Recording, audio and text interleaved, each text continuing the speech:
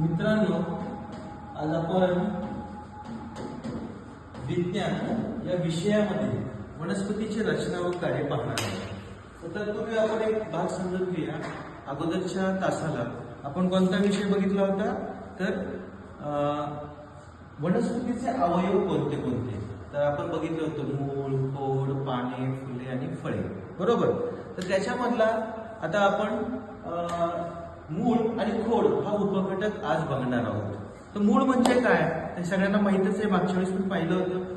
मूळ हा वनस्पतीचा सर्वात महत्वाचा अवयव आहे, बरोबर. तर त्याचं कार्य काय आहे मुळाचं? तर मुळाचं कार्य जे आहे ते जमिनीखाली आधारासाठी लागणारे वाढणाऱ्या अवयवाला काय म्हटलेलं आहे? मूळ असे म्हटलेले आहे. जमिनीखाली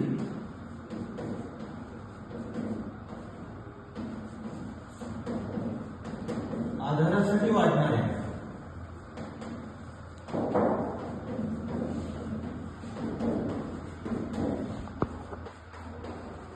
अवयवाला काय म्हटलेलं आहे? मूळ असे म्हटले आहे.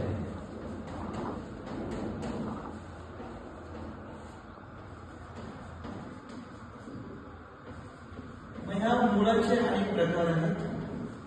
कोणते कोणते आहेत? सोटमूळ आहे. अजून आता त्याची आपण आकृती बघूया. समजा साधारण अशी आपण आकृती काढली आहे.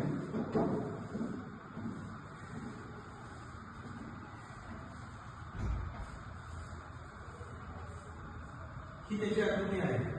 अशी केस असतात आणि अवयव मुख्य मुळाला त्याची उपमुळं असतात. त्या उपमुळाला अशा पद्धतीने काय असतात? तर केस असतात. त्या केसांना काय म्हटलेलं आहे? गुंडूळ म्हटलेलं आहे. काय म्हटलेलं आहे? गुंडूळ. तर अशा पद्धतीने हे समजून घेऊया.